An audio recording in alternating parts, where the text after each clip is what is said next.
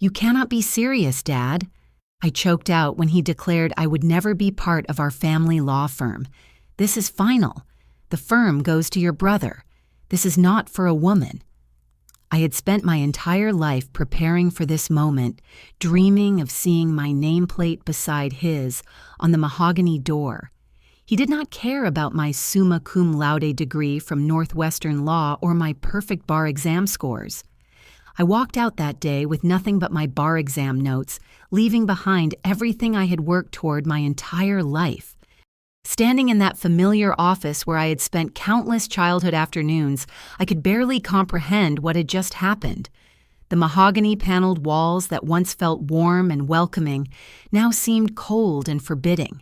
Family photographs lined the credenza behind my father's desk, showing 3 generations of Sullivan men who had built this practice from nothing into Chicago's premier family law firm. My great-grandfather Patrick Sullivan had founded Sullivan and Associates in 1945, fresh out of law school, and determined to help working-class families navigate divorce and custody battles.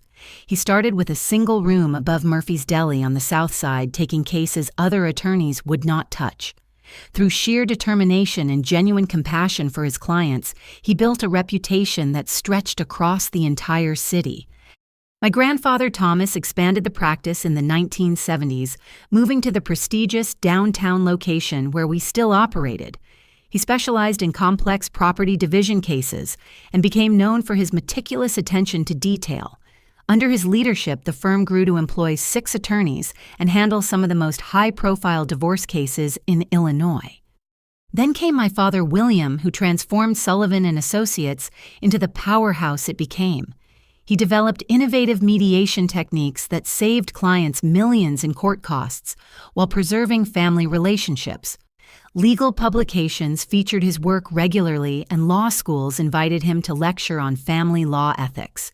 The firm now employed 15 attorneys and support staff, occupying 3 floors of a Michigan Avenue high-rise. Growing up, I absorbed every detail of this legacy. During school breaks, I would accompany my father to the office organizing case files and listening to him explain legal strategies. He would quiz me on statutory requirements and smile proudly when I grasped complex concepts that impressed visiting attorneys. I remember being 7 years old, carefully arranging discovery documents while he prepared for a major custody hearing. "This is the future Mrs. Catherine Sullivan," he would tell colleagues, introducing me with obvious pride. "She's going to carry on the family tradition and probably surpass us all." Those words became my North Star, guiding every academic decision and career choice throughout my youth. I excelled in high school debate, winning state championships and earning a full scholarship to Northwestern University. My undergraduate political science professors praised my analytical skills and encouraged me to pursue law school immediately after graduation. I studied, constantly maintaining a 4.0 grade point average while volunteering at legal aid clinics and internships at prestigious firms. Law school proved even more demanding, but I thrived under the pressure. Constitutional law fascinated me, and I spent hours in the library researching landmark family law cases. My professors selected me for the Law Review editorial board, and I graduated summa cum laude with honors in family law specialization. The Illinois bar examination felt like a formality after years of intensive preparation. Meanwhile, my younger brother Danny had shown absolutely zero interest in legal work throughout his childhood and adolescence. He barely graduated from high school, spending most of his time playing video games and hanging out with friends who shared his lack of ambition. Community college became his reluctant compromise after our parents refused to support his plans to skip higher education entirely. Danny struggled through basic coursework, changing majors 3 times before settling on general studies. He showed no curiosity about the law firm that had shaped our family's identity for 3 generations. Family dinners often featured my enthusiastic discussions about interesting cases or legal developments, while Danny remained silent or excused himself early to meet friends. The irony was not lost on me that the son who had avoided everything connected to our family's profession would now inherit the practice that I had devoted my entire life to joining. The brother who could barely explain the difference between civil and criminal law would lead attorneys who respected the Sullivan name because of the expertise and integrity it represented. But the most shocking revelation came when Danny smirked from the corner of my father's office during that devastating conversation. His expression revealed something I had never suspected, a calculated satisfaction that suggested this outcome had not happened by accident.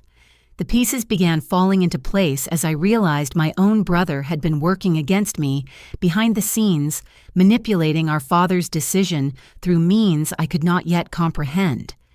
As I gathered my belongings from the office that day, my hands trembling with anger and disbelief, I caught a glimpse of correspondence on my father's desk. The letterhead belonged to Morrison Black and Associates, one of Chicago's most established family law practices. The visible portion mentioned discussions about transitioning certain clients and maintaining professional relationships during upcoming changes at Sullivan and Associates. This discovery hit me like a physical blow. Not only was I being excluded from the family firm, but arrangements were already underway to manage the aftermath of this decision. My father had been planning this betrayal for weeks, or possibly months, discussing the firm's future with outside parties, while allowing me to believe I still had a place in the family legacy. The elevator ride down from the 30th floor felt endless. Each floor that passed represented another layer of my shattered dreams. By the time I reached the parking garage, the full weight of my situation had settled over me like a suffocating blanket. Everything I had worked for, every sacrifice I had made, every assumption I had built my future around, had crumbled in the space of a 10-minute conversation. I drove straight to Danny's apartment complex, my mind racing with questions that demanded immediate answers. The building was a modest 3-story structure in Lincoln Park, nothing fancy, but respectable enough for someone supposedly preparing to inherit a multi-million-dollar law practice. The contrast between his humble living situation and his sudden elevation to firm leadership struck me as suspicious. Danny answered his door with the same smug expression he had worn in our father's office. He wore wrinkled jeans and a faded concert t-shirt, hardly the appearance of someone ready to assume professional responsibilities. His apartment was cluttered with empty pizza boxes and gaming equipment, the living space of someone who had never taken adult responsibilities seriously. "Come to gloat about your victory," I asked, pushing past him into the cramped living room. "Victory." Danny laughed, settling onto his worn couch with unsettling confidence. "Catherine, this was never a competition. Dad finally realized what everyone else could see clearly. You would ruin the firm's reputation within 5 years." His casual dismissal of my qualifications stung, but I pressed forward with my real questions. "How did you convince him you have never shown the slightest interest in practicing law? Most days you cannot even remember to pay your electric bill on time." Danny's expression shifted, and for the first time I glimpsed something resembling genuine emotion. Desperation flickered across his features before he regained his composure. He walked to a kitchen drawer and pulled out a manila folder thick with documents. "You want to know how I convinced him I told him the truth about what clients really think when they see a woman handling their divorce cases? Men do not trust female attorneys with their financial futures, and women worry that other women will judge their personal decisions too harshly. Traditional families want traditional representation." The folder contained printed emails and what appeared to be client surveys, though I suspected their authenticity. Danny had clearly spent considerable time crafting arguments that would appeal to our father's old-fashioned sensibilities. But there was something else in his demeanor, an underlying panic that suggested deeper motivations than professional concerns. "I need this firm, Catherine." Danny's voice dropped to a more urgent tone. "You have options with your grades and connections. You could work anywhere in the city. I have gambling debts that are going to get me killed if I do not find a way to pay them back soon." There it was. The truth behind his sudden interest in family law and his campaign to exclude me from the practice. Danny pulled out his phone and showed me a series of text messages that made my blood run cold. The threats were explicit and detailed, demanding $50,000 within 6 weeks or promising consequences that would extend beyond financial penalties. I got involved with some people who run poker games in the warehouse district. He explained his earlier confidence completely evaporated. It started as weekend entertainment, but the stakes kept getting higher. Before I knew it, I owed more money than I could ever repay on my own. The loan sharks behind these messages were not the kind of people who accepted payment plans or showed mercy for financial hardship. They operated outside legal boundaries and resolved disputes through intimidation and violence. Danny had gotten himself entangled with genuine criminals who would not hesitate to hurt him or his family if their demands went unmet. But even understanding his desperate circumstances, I could not forgive what he had done next. Danny reached into his backpack and produced a folder containing documents that bore my signature on letterhead from Sullivan and Associates. The papers indicated my voluntary withdrawal from consideration for partnership and my enthusiastic endorsement of Danny's appointment as the firm's heir apparent. I never signed any of these documents, I said, examining the forgeries more closely. The signatures looked convincing, but I remembered every piece of correspondence I had ever submitted to my father regarding my career plans. "No, you did not," Danny admitted with a shrug. "But Dad believes you did. He thinks you realized on your own that you were not suited for the demands of running a family practice. These letters convinced him that you had come to your senses and wanted what was best for the Sullivan legacy." The betrayal was deeper than I had imagined.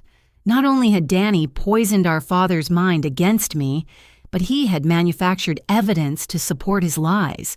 He had forged my signature on documents that painted me as someone who lacked confidence in my own abilities and willingly deferred to male authority in professional matters. Looking around his cluttered apartment, I noticed other troubling signs of his financial desperation. Credit card statements lay scattered across his coffee table, showing balances that exceeded his income by enormous margins. Collection agency notices were taped to his refrigerator, and I spotted pawn shop receipts for items that probably belonged to our parents. Danny had been spiraling into financial ruin for months while keeping his troubles hidden from our family. The gambling debts were just the most recent and most dangerous chapter in a longer story of fiscal irresponsibility.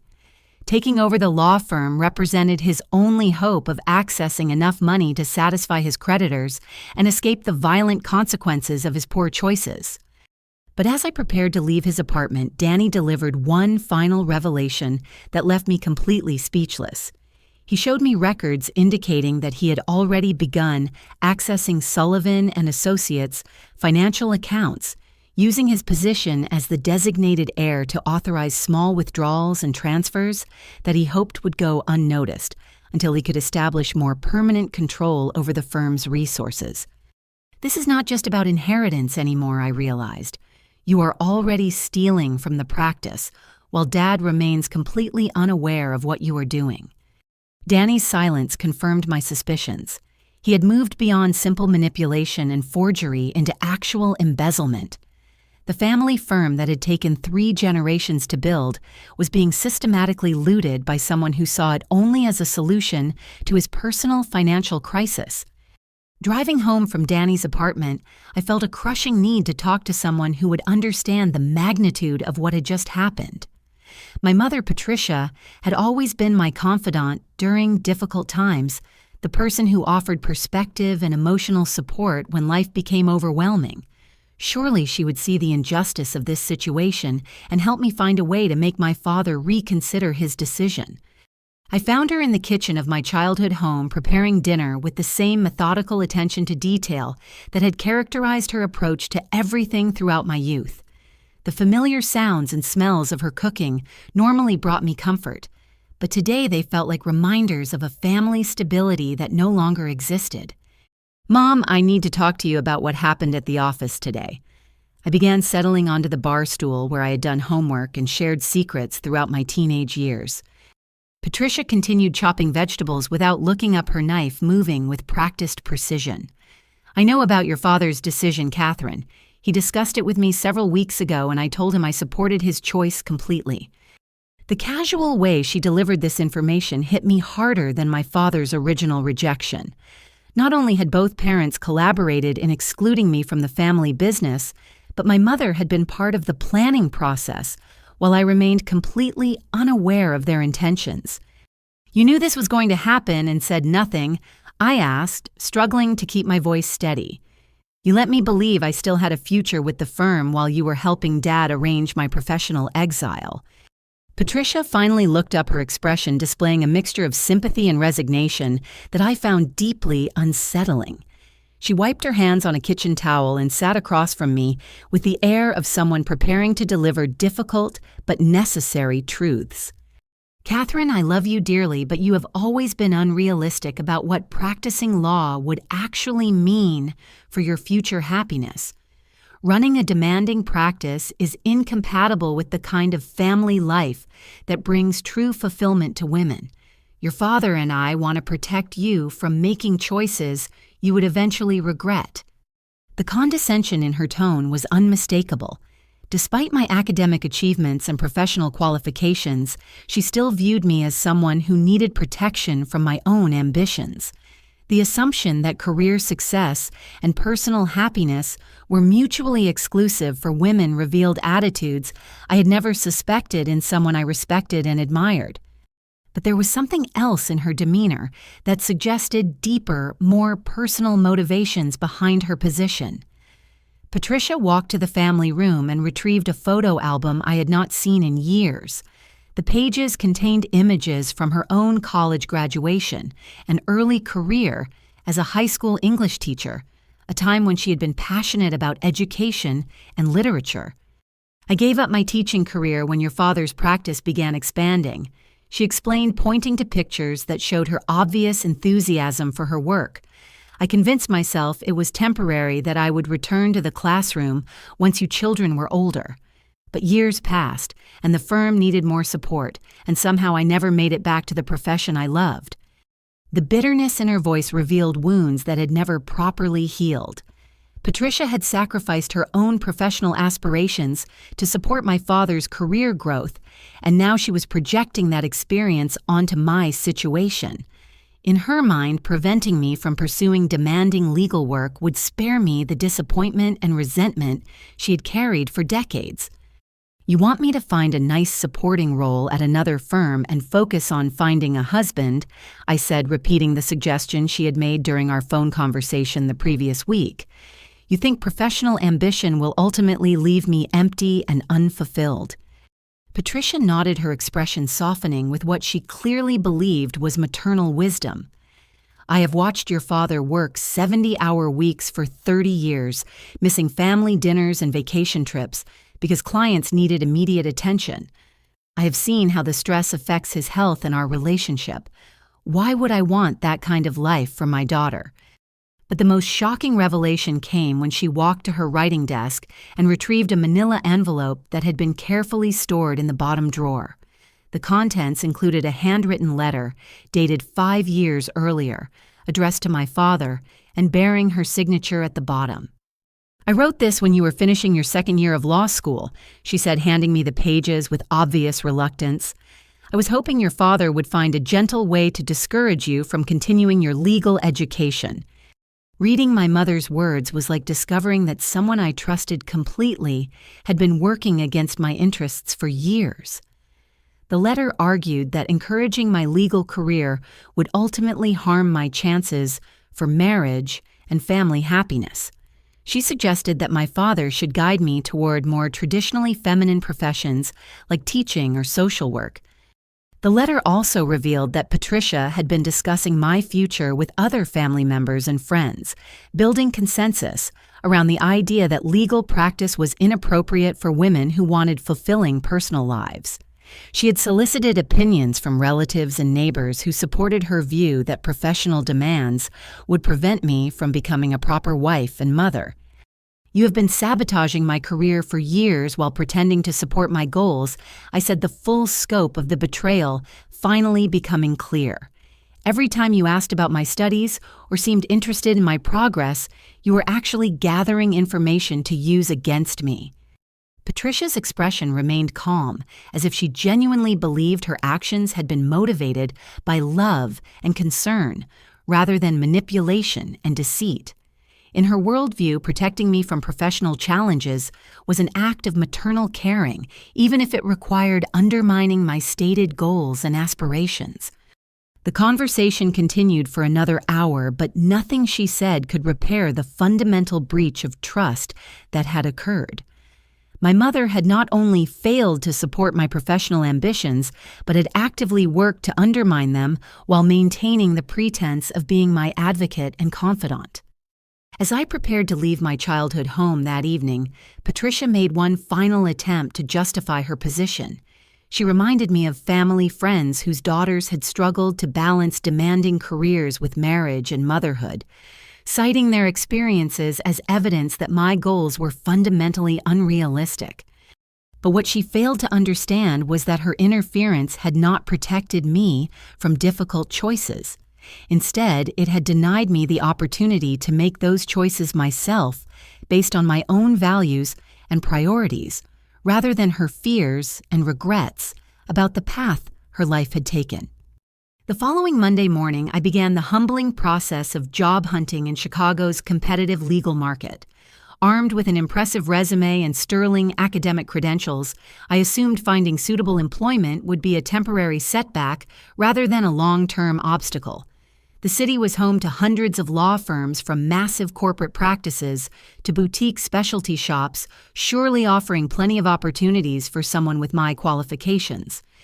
My first target was Morrison Black & Associates, the firm whose letterhead I had glimpsed on my father's desk. They specialized in family law and had a reputation for handling complex divorce cases involving significant assets and custody disputes. Their website featured testimonials from satisfied clients and profiles of attorneys who seemed to share my commitment to protecting families during difficult transitions. The receptionist scheduled an interview for Thursday afternoon with James Morrison, the founding partner, whose name appeared first on the firm's letterhead. I spent 3 days researching recent cases they had handled, and developing thoughtful questions about their approach to client representation and professional development opportunities. Morrison's office occupied the corner of the 22nd floor with floor-to-ceiling windows offering spectacular views of Lake Michigan. Law books lined the walls and framed diplomas, and awards testified to his successful career, spanning nearly 4 decades. He was a distinguished man in his early 60s, with silver hair and the confident bearing of someone accustomed to commanding respect in professional settings. The interview began promisingly. Morrison praised my academic achievements and asked thoughtful questions about my law school experiences and career goals. He seemed particularly interested in my research on innovative mediation techniques and nodded approvingly when I discussed my commitment to helping families navigate divorce proceedings with dignity and minimal trauma. But the atmosphere shifted when our conversation moved to practical matters like start dates and compensation expectations. Morrison leaned back in his chair and studied me with an expression that I could not immediately interpret. Something in his demeanor had changed, and I sensed that the interview was not proceeding as successfully as I had initially believed. "Miss Sullivan, your qualifications are certainly impressive, and I can see that you have invested considerable effort in preparing for a legal career. However, I have some concerns about whether our practice would be the right fit for your particular circumstances and long-term goals." The vague nature of his concerns puzzled me. Nothing in our conversation had suggested any fundamental incompatibilities between my interests and their practice areas. I asked for clarification, hoping to address whatever reservations had emerged during our discussion. Morrison stood and walked to his window, gazing out at the lake while he formulated his response. Family law can be an extremely demanding field, especially for young women who may eventually want to balance professional responsibilities with marriage and family obligations. Many of our cases require weekend work and evening client meetings that can be difficult to accommodate alongside personal commitments. The coded language was unmistakable. He was suggesting that my gender made me inherently less suitable for the demands of legal practice, regardless of my individual qualifications or career dedication. The assumption that I would inevitably prioritize family responsibilities over professional excellence revealed biases that I had hoped were fading from the legal profession. Perhaps you might consider applying for paralegal positions where you could utilize your legal knowledge in a more flexible environment.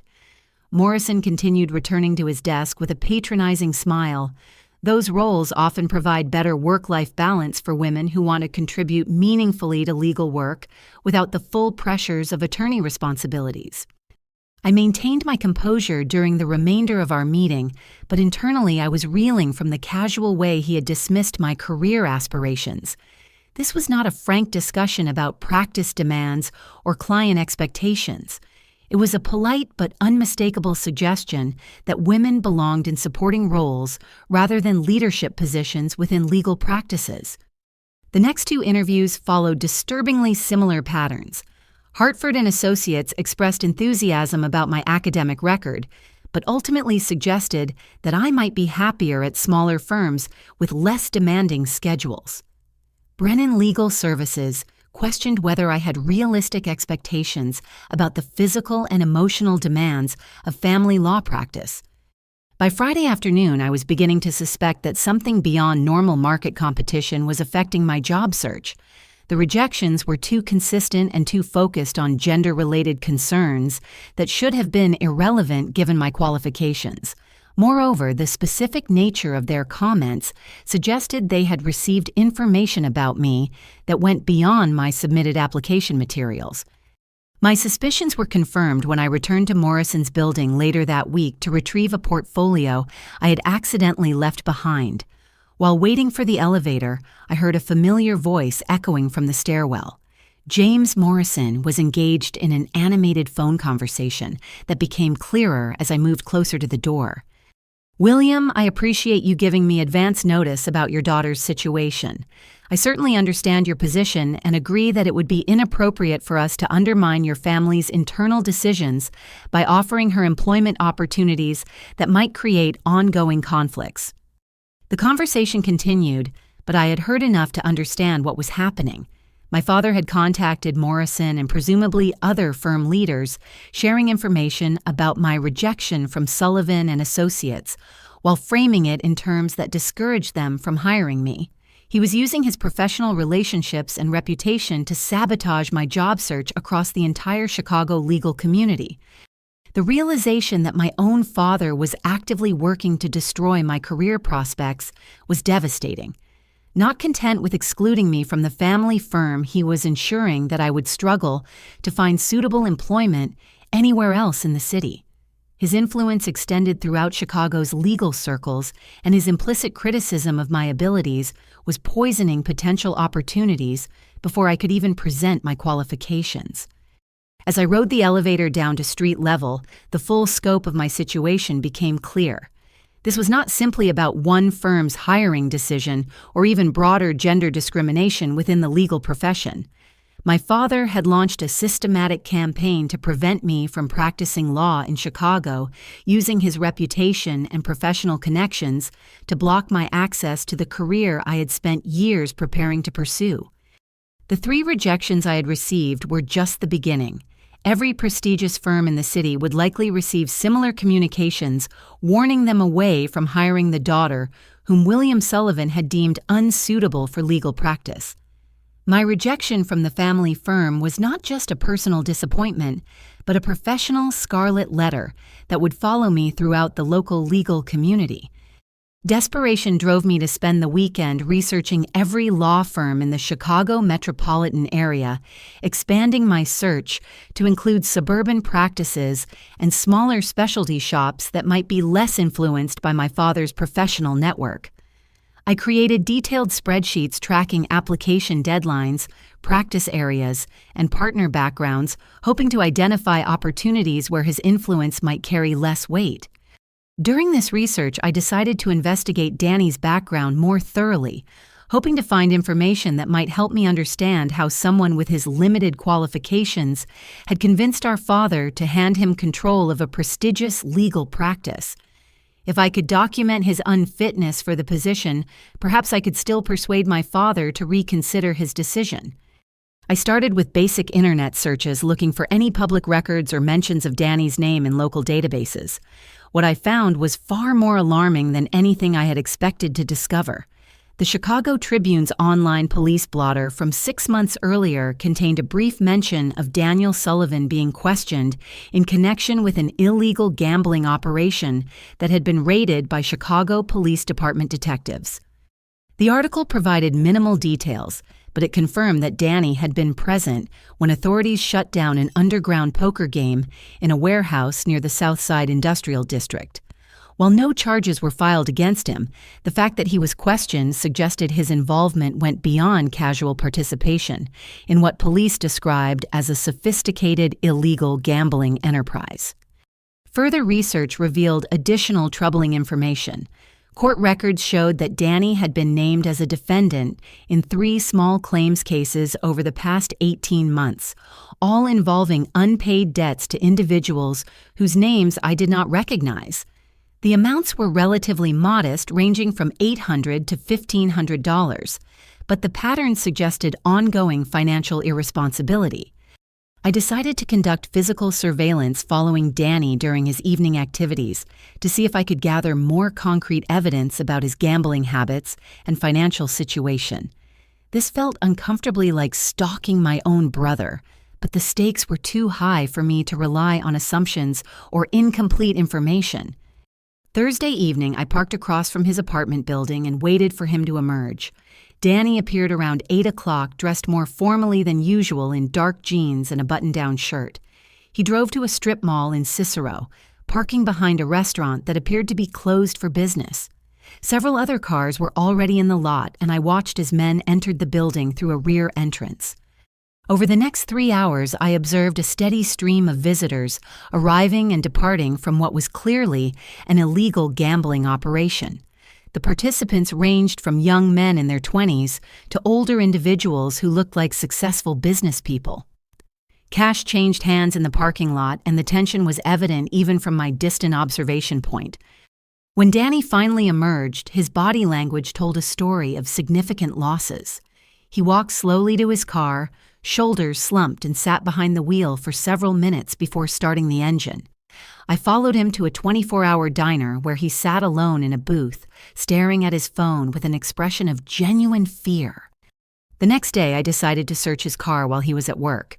Danny had always been careless about locking his vehicle, and I found it parked outside the community college where he worked part-time as a maintenance assistant. The glove compartment and center console contained a treasure trove of incriminating evidence. Pawnshop receipts showed that Danny had been systematically selling personal possessions over the past year. Wedding gifts from our parents' electronics and even family heirlooms had been converted to cash to fund his gambling habit. The receipts totaled nearly $12,000, representing a substantial portion of everything valuable he owned. But the most shocking discovery was a collection of bank statements and financial documents that revealed the true extent of his desperation. Danny had been writing checks from accounts that lacked sufficient funds, resulting in overdraft fees that compounded his financial problems. More alarmingly, several of the checks were written on accounts belonging to Sullivan and Associates, using signature cards he had somehow obtained access to. The forgeries were sophisticated enough to pass casual inspection, but they represented clear evidence of embezzlement from the family firm. Danny had been stealing money from client trust accounts, using his knowledge of office procedures and his access as the designated heir to authorize withdrawals that he hoped would go unnoticed until he could establish permanent control over the firm's finances. One particularly damaging document was a letter from the Illinois Attorney Registration and Disciplinary Commission, informing Danny that complaints had been filed against Sullivan and Associates regarding mishandling of client funds. The letter requested detailed accounting records and explanations for several suspicious transactions that had triggered automatic reporting requirements. Danny was not just stealing money to pay gambling debts. His activities were exposing the entire firm to regulatory scrutiny that could result in disciplinary action against my father and the other attorneys who worked there.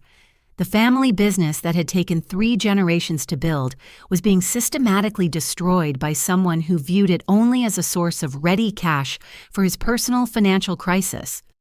I photographed all the evidence with my phone, creating a comprehensive record of Danny's criminal activities.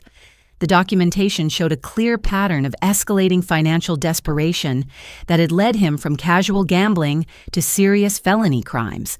His theft of client funds violated multiple state and federal laws, and his forgery of official documents added additional criminal charges to his growing list of legal vulnerabilities.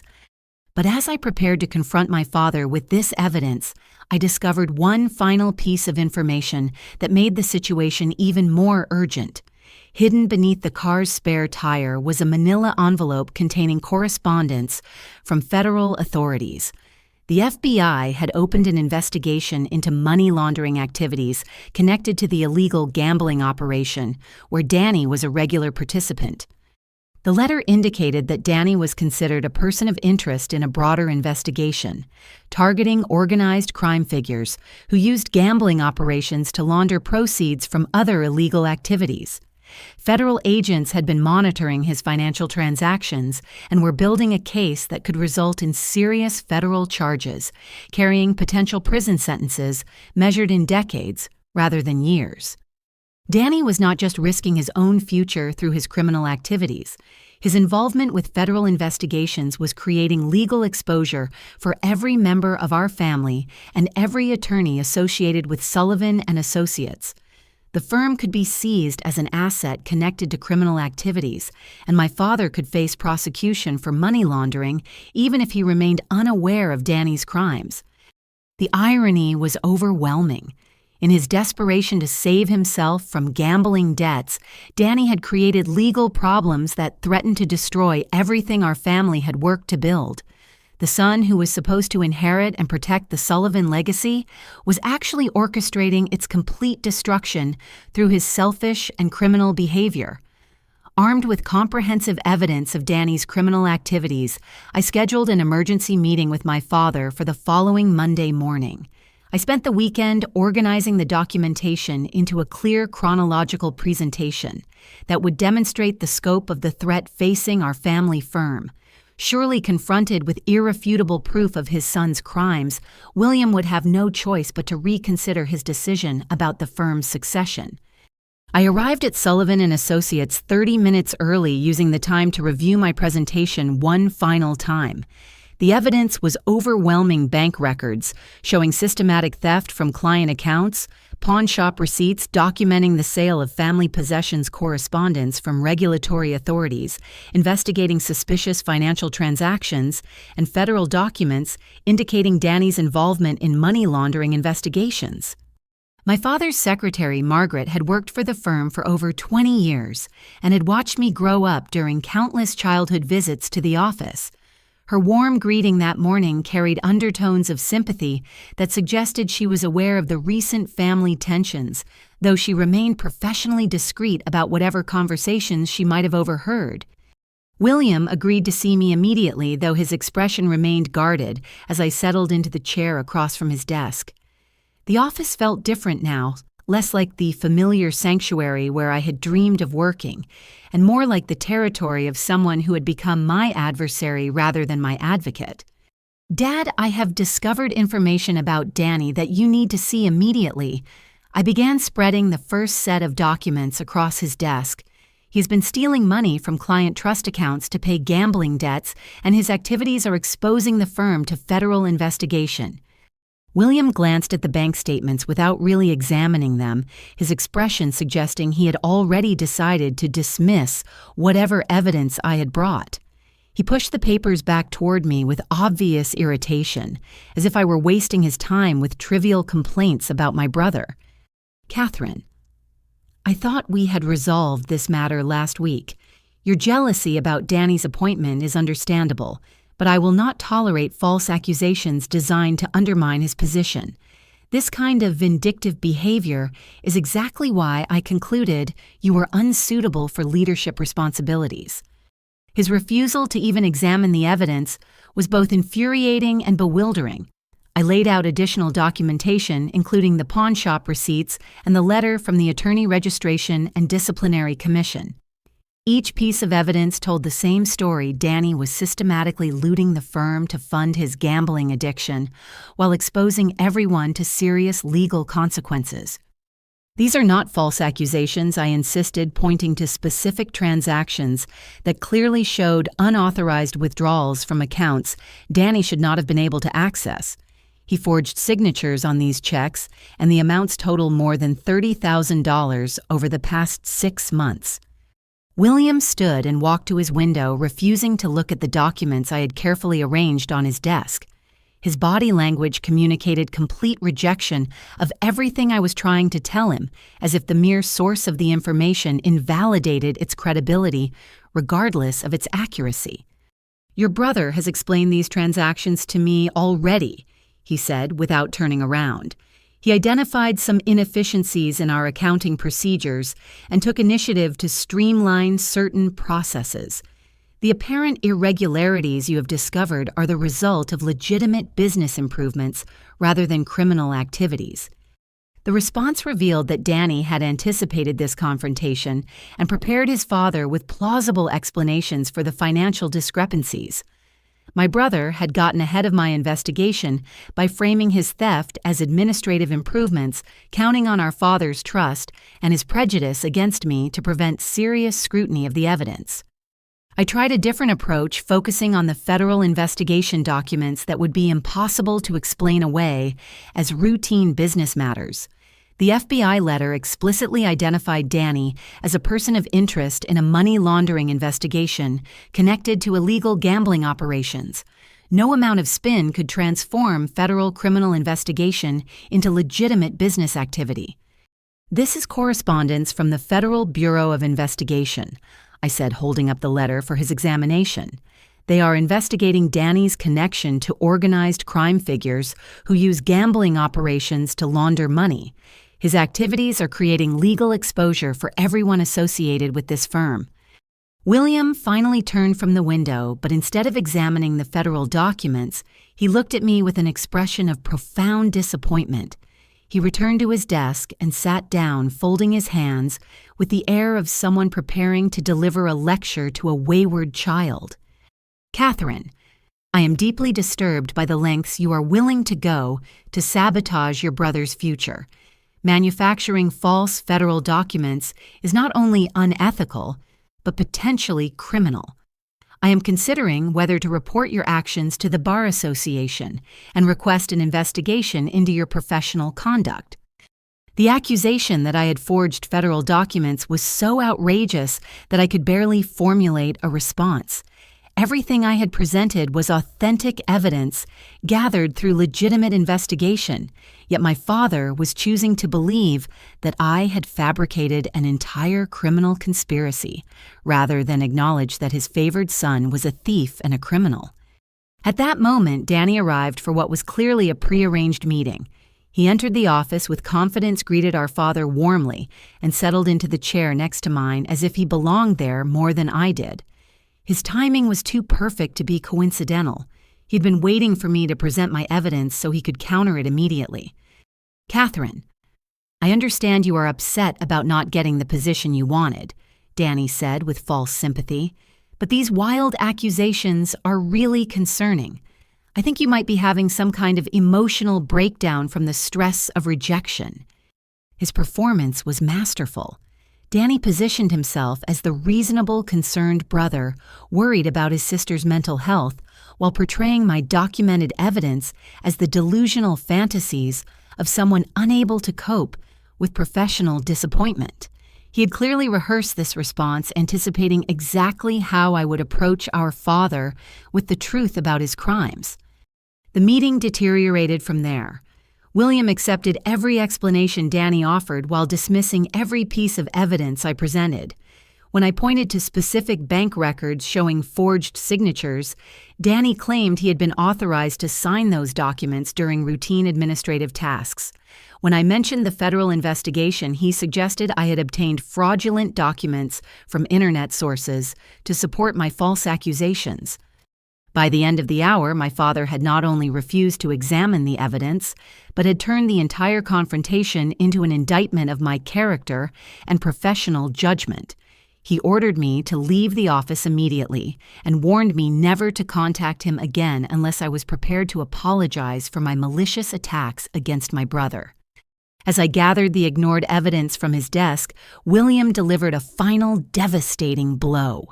He walked to the fireplace in the corner of his office and fed several of my documents into the flames, watching them burn, while maintaining eye contact that communicated his complete rejection of everything I had tried to tell him. The symbolism was unmistakable. Not only was he refusing to believe the truth about Danny's crimes, but he was literally destroying evidence that could have protected the firm and our family from the legal consequences that were rapidly approaching. His loyalty to Danny was so complete that he preferred willful blindness to uncomfortable truths. The devastating failure of my confrontation with my father marked the beginning of the darkest period of my life. With my family turned against me and my professional prospects systematically destroyed, I found myself facing financial and emotional challenges that I had never imagined possible. The comfortable assumptions that had guided my life for 28 years had been shattered, leaving me to navigate an uncertain future without the support systems I had always taken for granted. I moved out of my childhood bedroom and into a studio apartment in Rogers Park, a neighborhood that offered affordable housing for someone with rapidly dwindling financial resources. The space was barely 400 square feet, with a Murphy bed that folded down from the wall and a kitchenette that consisted of a small refrigerator, 2-burner stove, and minimal counter space. The contrast with my previous living situation could not have been more stark. My parents' house in Lincoln Park featured 5 bedrooms, 3 full bathrooms, and elegant common areas that reflected decades of professional success. The transition from spacious comfort to cramped efficiency felt like a physical manifestation of how far my circumstances had fallen in just a few weeks. My savings account, which had contained $8,000 after law school graduation, dwindled rapidly as I paid security deposits, utility connections, and basic furnishings for my new life. The job search that I had expected to last a few weeks stretched into months, with each rejection adding to my growing financial stress and emotional despair. I took a part-time position at Grindhouse Coffee, a small shop near Northwestern University that catered to students and faculty. The work was honest but hardly utilized my legal education or professional training. I spent my days making lattes and serving pastries to customers who had no idea that their barista had graduated summa cum laude from law school and passed the Illinois bar examination with distinction. The irony was not lost on me that I was working in the service industry while my unqualified brother prepared to inherit a multi-million-dollar legal practice. Danny had never demonstrated the work ethic necessary to handle even entry-level employment, yet he would soon control attorneys, staff members, and client relationships that represented 3 generations of family achievement. My law school friends gradually stopped returning my phone calls, apparently warned away by rumors that portrayed me as unstable or professionally problematic. The legal community in Chicago was smaller and more interconnected than I had realized, and word of my rejection from the family firm had spread quickly through networks of attorneys, judges, and court personnel. The isolation was particularly painful because I had genuinely enjoyed the friendships I had developed during law school. Study groups, moot court competitions, and journal editorial meetings had created bonds that I expected would last throughout our careers. Instead, those relationships evaporated as my former classmates chose to distance themselves from someone whose professional reputation had been damaged by circumstances they did not fully understand. Even more devastating was the gradual realization that I was running out of money faster than I could find sustainable employment. The part-time coffee shop wages barely covered my rent and basic living expenses, leaving nothing for professional clothing, transportation costs, or the other expenses associated with job hunting in a competitive market. I applied for dozens of positions outside the legal profession, hoping to find work that would utilize my analytical skills and educational background. Corporate training programs, government agencies, and nonprofit organizations all seemed like reasonable alternatives to traditional law practice. But my applications disappeared into bureaucratic systems that never provided meaningful responses. The final blow came on a gray Tuesday morning in November when I found an eviction notice taped to my apartment door. Despite my careful budgeting and attempts to minimize expenses, I had fallen behind on rent by $600. The property management company was exercising their legal right to begin proceedings that would leave me homeless within 30 days. That evening, I sat on the floor of my tiny apartment surrounded by unpaid bills and rejection letters, contemplating the complete collapse of everything I had worked to achieve. My legal career had ended before it began, my family had abandoned me, my friends had disappeared, and my financial situation was approaching homelessness. The bar exam certificate that I had framed so proudly now seemed like a cruel joke hanging on the wall of an apartment I could no longer afford. All those years of academic excellence, all the sacrifices and dedication I had invested in preparing for a legal career had led to this moment of sitting on a bare floor, wondering where I would live next month. I considered abandoning law entirely and applying for teaching positions in suburban school districts. My undergraduate degree in political science would qualify me for social studies classrooms, and the work would provide steady income and benefits that could stabilize my immediate financial situation. The thought of giving up my legal aspirations felt like admitting defeat, but survival seemed more important than professional pride. But even as I contemplated this dramatic career change, a part of me remained convinced that the truth about Danny's criminal activities would eventually come to light.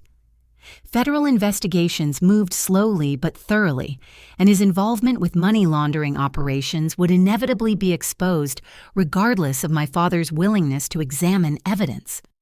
The question was whether I could survive financially and emotionally long enough to see justice served. Sitting in that empty apartment facing eviction and professional exile, I had no idea that forces were already in motion that would completely transform my situation within a matter of weeks. As I prepared for sleep on what might be one of my last nights in the apartment, my phone rang with a call from an unknown number. The timing seemed suspicious given that it was nearly 10 o'clock on a weeknight, but desperation made me willing to answer calls from sources I might normally have ignored. The voice on the other end would change everything, though I had no way of knowing that as I hesitantly said hello to someone whose identity and intentions remained completely mysterious. The woman on the phone spoke with the professional confidence of someone accustomed to handling sensitive information. Her voice carried a slight accent that I could not immediately place, and she chose her words carefully as if she was working from prepared notes or following specific protocols for this type of contact. Miss Sullivan, my name is Sarah Martinez, and I am a forensic accountant working with federal authorities on a case that involves your brother, Daniel. I understand that you have been attempting to bring certain irregularities to the attention of your family, but those efforts have not been successful. I believe I can provide you with information that might help you understand the full scope of the situation. The call felt surreal after weeks of isolation and rejection. Here was someone who not only believed that Danny was involved in criminal activities, but possessed official authority to investigate those crimes. After months of having my concerns dismissed as jealous fantasies, I was finally speaking with someone who took the evidence seriously. Sarah suggested we meet in person to discuss details that were too sensitive for telephone conversations. She proposed a coffee shop in the Loop far enough from my neighborhood and my family's usual locations to ensure privacy. The meeting was scheduled for Thursday afternoon, giving me time to gather the evidence I had tried unsuccessfully to present to my father. I arrived at the designated location 30 minutes early, choosing a corner table where I could observe the entrance while maintaining some privacy for our conversation. The coffee shop was busy enough to provide cover for sensitive discussions, but not so crowded that we would struggle to hear each other clearly. Sarah Martinez appeared precisely on time, and I recognized her immediately from her professional demeanor and the briefcase she carried. She was a woman in her early 40s with short dark hair and wire-rimmed glasses that gave her an academic appearance. Her clothing was conservative but expensive, suggesting someone who worked in high-level government or corporate environments.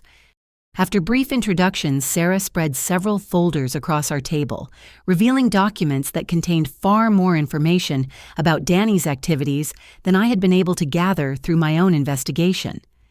Federal authorities had been monitoring his financial transactions for nearly 8 months, building a comprehensive case that connected his gambling debts to broader criminal enterprises. The illegal gambling operation, where your brother is a regular participant, serves multiple purposes, Sarah explained, pointing to surveillance photographs that showed Danny entering and leaving various locations. In addition to providing entertainment for gambling addicts, these operations launder money from drug trafficking, weapons sales, and other serious criminal activities. The federal investigation had identified Danny as what they termed a financial conduit, someone who used his access to legitimate business accounts to move illegal money through seemingly respectable channels.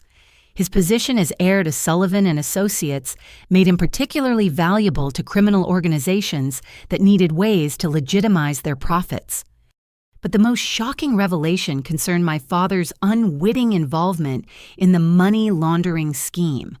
Sarah showed me bank records indicating that Sullivan and Associates had been receiving payments from shell companies controlled by organized crime figures. The money appeared to be legitimate legal fees, but it was actually laundered proceeds from illegal activities. Your father has been unknowingly signing documents that authorize these transactions. Sarah continued, showing me copies of paperwork that bore William's signature. Your brother has been presenting these as routine administrative matters while actually using the firm's accounts to process criminal money. The evidence was overwhelming and deeply disturbing. Not only had Danny been stealing from client accounts, but he had been using the family firm as an unwitting participant in federal crimes. His access to my father's signature and his knowledge of office procedures had allowed him to transform Sullivan and Associates into a tool for money laundering operations. Sarah offered me a deal that could provide both personal vindication and a path toward rebuilding my life. Federal authorities needed someone with insider knowledge of the firm's operations to help them gather additional evidence about the money laundering scheme. In exchange for my cooperation, they would provide immunity from prosecution and assistance in establishing my own legal practice once the investigation concluded. The proposal involved considerable personal risk. I would need to rebuild relationships with my family under false pretenses, pretending to accept my exclusion from the firm while actually gathering evidence about Danny's criminal activities. The work would require wearing recording devices during family interactions and documenting his access to sensitive financial information. Sarah was honest about the dangers involved. Danny's criminal associates were dangerous people who would not hesitate to use violence against anyone who threatened their operations. If my undercover work was discovered, I could face serious physical harm from people who viewed federal cooperation as a capital offense. But she also painted a picture of the potential benefits that extended beyond my personal situation. The investigation had already identified dozens of victims whose money had been stolen through various schemes connected to the gambling operation. Elderly clients of Sullivan and Associates were among those victims, their retirement savings and legal settlements diverted to fund criminal enterprises. Your cooperation could help us recover millions of dollars for people who have been victimized by these crimes, Sarah said, showing me files containing heartbreaking stories of financial exploitation. Many of these victims are elderly individuals who trusted your family's firm with their most important legal matters. The moral dimension of the choice was clear. I could walk away and focus on rebuilding my own life, leaving the investigation to proceed without my assistance. Or I could accept the risks and help federal authorities expose criminal activities that were victimizing innocent people while destroying my family's legitimate business. As we prepared to conclude our meeting, Sarah revealed one final piece of information that made my decision inevitable. Danny had accelerated his criminal activities in recent weeks, apparently aware that federal scrutiny was increasing. He was systematically looting remaining client accounts and preparing to flee the country within a matter of weeks. If we do not act quickly, he will escape with several $100,000 in stolen money, and your father will face prosecution for crimes he does not even realize he has been committing. Your cooperation represents the only realistic chance to prevent both outcomes. The choice was both terrifying and obvious. I could continue my isolated struggle to survive financially while watching my family's reputation be destroyed by someone who viewed their legacy as nothing more than a source of ready cash. Or I could accept federal protection and work to expose criminal activities that threatened innocent victims as well as my own family. I agreed to cooperate with the investigation, understanding that this decision would put me in considerable danger, but also provide my only realistic chance of achieving justice for the crimes that had been committed against me and countless other victims. The next phase of my life required skills I had never developed, and emotional resilience I was not sure I possessed. Sarah Martinez provided me with sophisticated recording equipment disguised as everyday items, a pen that captured audio, a watch with video capabilities, and earrings that transmitted conversations to federal monitoring stations in real time. The technology was impressive but intimidating. One mistake with the equipment could expose my role in the federal investigation and place me in serious danger from criminals who viewed cooperation with authorities as an unforgivable betrayal. Sarah spent hours training me on proper usage and emergency protocols that might save my life if my cover was blown. The hardest part was preparing emotionally for the deception I would need to maintain with my family. Rebuilding relationships with people who had betrayed and abandoned me required swallowing my pride and pretending to accept their version of events. I had to convince them that I had come to terms with being excluded from the firm while actually working to expose the criminal activities that made their decisions so tragically misguided. My first target was my mother, Patricia, whose emotional manipulation had been less obvious but equally destructive than my father's open rejection. I called her on a Wednesday evening, adopting a tone of resignation and defeat that would appeal to her belief that my legal career had been an unrealistic fantasy. "Mom, I have been doing a lot of thinking about our conversation last month, and I realize you were right about the challenges facing women in demanding legal careers. I want to apologize for the way I reacted to your concerns and Dad's decision about the firm." Patricia's response was immediately sympathetic, as I had expected. She invited me to dinner the following evening, eager to rebuild our relationship now that I appeared to have accepted her worldview about appropriate roles for women. The conversation would give me an opportunity to gather information about the family's current situation, while testing my ability to maintain deceptive relationships under federal surveillance. The dinner was emotionally grueling but informationally productive. Patricia revealed that Danny had been discussing plans to modernize the firm's operations, including transitioning to electronic financial management systems that would streamline client account administration. What she described as efficiency improvements were actually preparations for systematic looting of remaining assets. More disturbing was her revelation that Danny had been asking detailed questions about my whereabouts and activities. He seemed particularly interested in whether I had been in contact with former law school classmates or potential employers outside the Chicago area. His inquiries suggested paranoia about my activities that could indicate awareness of federal surveillance. I also learned that William had been experiencing health problems related to stress about the firm's financial situation.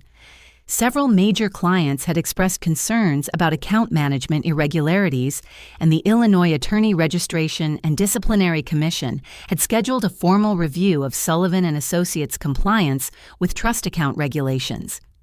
Patricia attributed these problems to temporary administrative challenges that Danny would resolve once he assumed full control of operations. She had no idea that the irregularities were actually evidence of systematic theft that had been ongoing for months.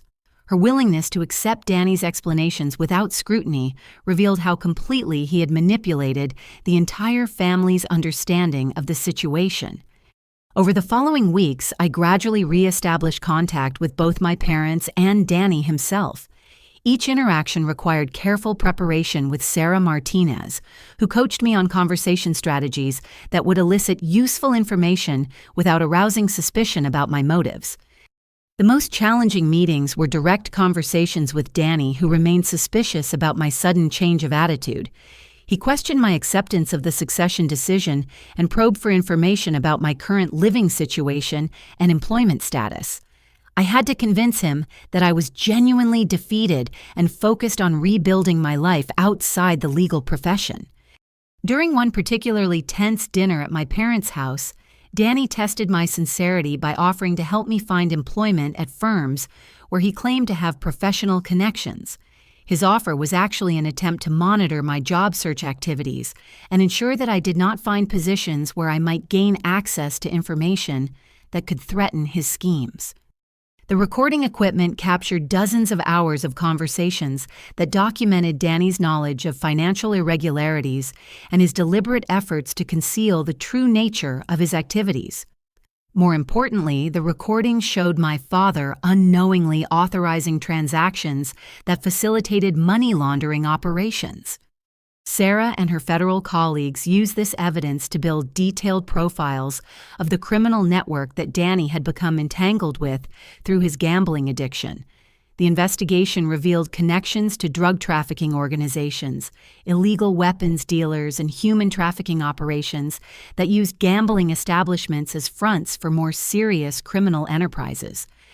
But the most personally devastating discovery came when Sarah showed me evidence that Danny had been stealing specifically from elderly divorce clients, whose cases involved significant financial settlements. These victims had trusted Sullivan and Associates with their most important legal matters, often involving the division of assets accumulated over decades of marriage.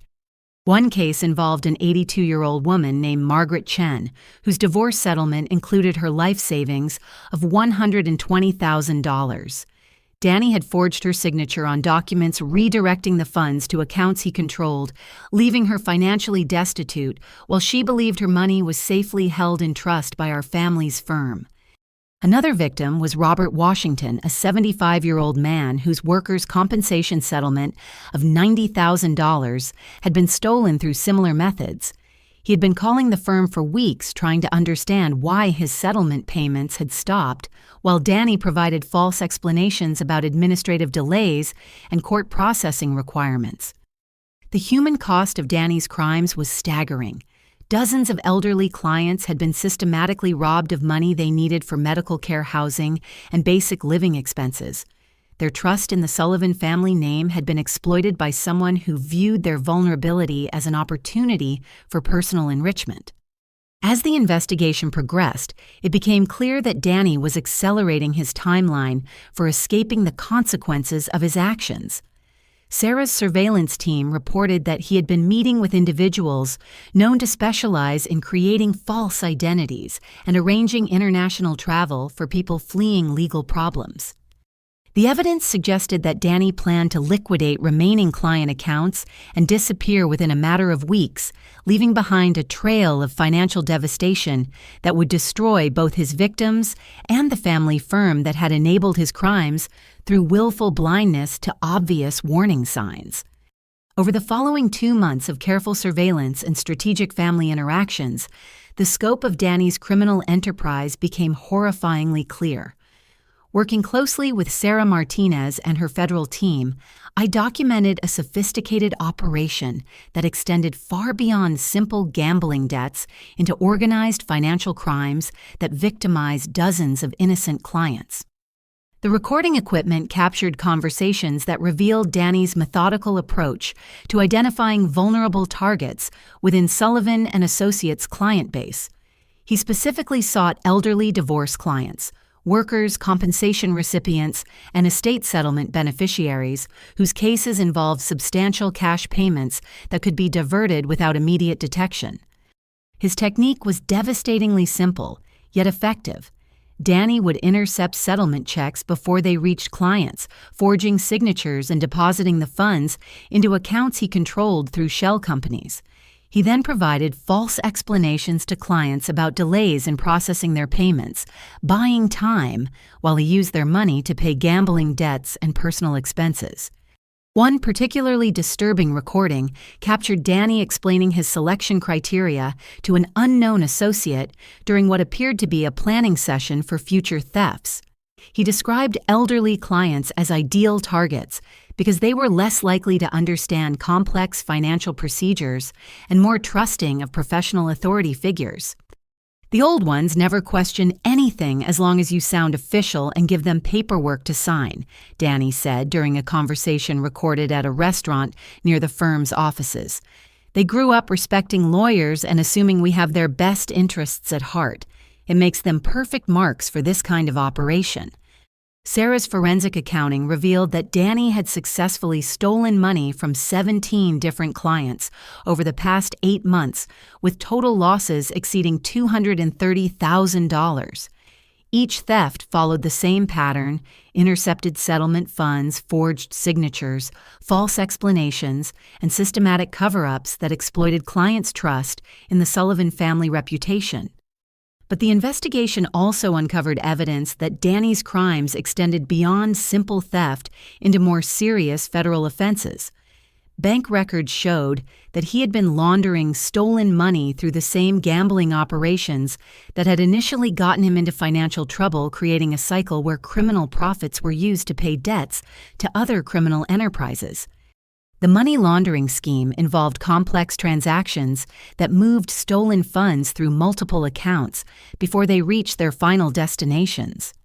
Danny had established relationships with individuals who specialized in financial crimes, learning sophisticated techniques that allowed him to process large amounts of money while avoiding automatic reporting requirements that might trigger regulatory scrutiny.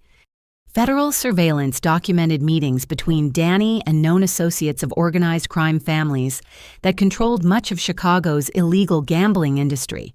These individuals provided him with technical expertise and financial infrastructure in exchange for access to legitimate business accounts that could be used to launder money from drug trafficking and other serious criminal activities. The scope of the criminal network was staggering. Danny's gambling debts had been deliberately cultivated by criminal organizations that specialized in recruiting vulnerable individuals who could provide access to legitimate financial institutions. His desperation had made him an ideal candidate for recruitment into money laundering operations that required insider access to law firm accounts. Sarah showed me surveillance footage that captured Danny delivering cash payments to individuals whose criminal backgrounds included convictions for racketeering, extortion, and violent crimes connected to organized gambling operations. These meetings typically occurred in parking garages or other locations chosen specifically to avoid law enforcement surveillance. The federal investigation had identified at least 4 other law firms in the Chicago area where similar recruitment and exploitation had occurred. Criminal organizations had developed systematic approaches to identifying attorneys and legal staff whose financial desperation or substance abuse problems made them vulnerable to coercion and manipulation. But perhaps the most devastating evidence concerned my father's unwitting participation in facilitating these crimes. Recording equipment captured conversations where Danny convinced William to sign documents that authorized transactions he did not fully understand, exploiting his father's trust and his declining attention to administrative details. One particularly damaging recording showed Danny presenting William with a stack of authorization forms during a busy afternoon when multiple client emergencies demanded immediate attention. William signed the documents without careful review, trusting that his son was handling routine administrative matters competently and honestly. Those signatures authorized the transfer of over $50,000 from client trust accounts to shell companies controlled by criminal associates. William had unknowingly become an accessory to money laundering operations that funded drug trafficking and other serious criminal enterprises throughout the Midwest region. The evidence also revealed that several clients had attempted to file complaints about missing funds with the Illinois Attorney Registration and Disciplinary Commission, but those complaints had been systematically buried through bribery and intimidation. Danny had paid court clerks and administrative staff to lose paperwork and delay investigations that might expose his criminal activities. 3 elderly clients had been threatened with legal action if they continued pursuing complaints about missing settlement funds. Danny used his knowledge of legal procedures to intimidate victims, convincing them that questioning the firm's handling of their cases could result in expensive litigation that would consume whatever money they hoped to recover. The psychological manipulation was as sophisticated as the financial crimes. Danny exploited his victims' trust in professional authority while using their fear of legal complexity to discourage them from seeking help from other attorneys or law enforcement agencies. Many victims remained convinced that their missing money would eventually be returned through normal administrative processes. But Sarah's investigation had also identified a crucial vulnerability in Danny's operation. Federal banking regulations required automatic reporting of certain types of transactions, and his money laundering activities had triggered multiple suspicious activity reports that created a paper trail connecting him to known criminal enterprises. Moreover, his acceleration of theft activities had created accounting discrepancies that were becoming impossible to explain away as administrative errors. The Illinois Attorney Registration and Disciplinary Commission was preparing a formal audit of Sullivan and Associates that would certainly expose the missing client funds within a matter of weeks. Danny appeared to be aware that his time was running out. Surveillance teams reported that he had been liquidating personal assets and making arrangements that suggested preparation for immediate departure from Chicago. Federal agents had identified travel reservations and financial transfers that indicated he planned to flee the country before the end of the month. The urgency of the situation was compounded by evidence that Danny had been making threats against potential witnesses who might cooperate with law enforcement investigations. Sarah warned me that my safety could be compromised if he discovered my role in gathering evidence about his criminal activities. As we prepared for the final phase of the investigation, Sarah revealed that federal authorities were ready to make arrests, but needed one crucial piece of evidence to ensure successful prosecution. They required documentation that clearly demonstrated Danny's knowledge that his activities constituted criminal money laundering rather than simply unauthorized use of client funds. The distinction was legally significant because money laundering charges carried much longer prison sentences and allowed prosecutors to seize assets connected to criminal enterprises. Without clear evidence of intent to launder money, Danny might face only embezzlement charges that would result in shorter prison terms and limited asset forfeiture.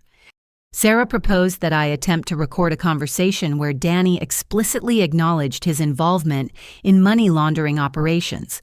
The evidence would require careful orchestration to ensure that he revealed incriminating information, while federal agents could monitor the interaction and provide immediate assistance if the situation became dangerous. But she also warned me that this final operation would be the most risky aspect of my cooperation with the federal investigation. Danny had become increasingly paranoid about potential surveillance, and any mistake could expose my role in building the case against him. As I prepared for what might be my final undercover interaction with my brother, I reflected on how completely his criminal activities had corrupted everything our family had worked to build over 3 generations. The Sullivan name had once represented integrity and competent legal representation, but Danny had transformed it into a tool for victimizing the very people who trusted our family with their most important legal matters. The call from Sarah Martinez came at 6:15 on a Thursday morning, jolting me awake with news that changed everything about our carefully planned investigation timeline. Federal surveillance teams had observed Danny loading suitcases into his car and making cash withdrawals from multiple ATM locations throughout the previous evening. All indicators suggested he planned to flee Chicago within hours rather than weeks. "We need to move immediately," Sarah said, her voice carrying the urgent tension of someone coordinating a law enforcement operation under extreme time pressure. "Our surveillance team lost him around midnight, and we believe he may be attempting to leave the country before we can execute arrest warrants." The accelerated timeline meant that our plan to gather additional evidence through recorded conversations was no longer feasible. Federal agents needed to arrest Danny immediately based on the evidence we had already collected, or risk losing him entirely to international flight that would complicate prosecution efforts for years. I dressed quickly and met Sarah at a federal building downtown where she briefed me on the developing situation, while agents prepared to execute search warrants at multiple locations connected to Danny's criminal network. The coordinated operation would target not only Danny himself, but also his criminal associates and the financial infrastructure that had enabled his money laundering activities.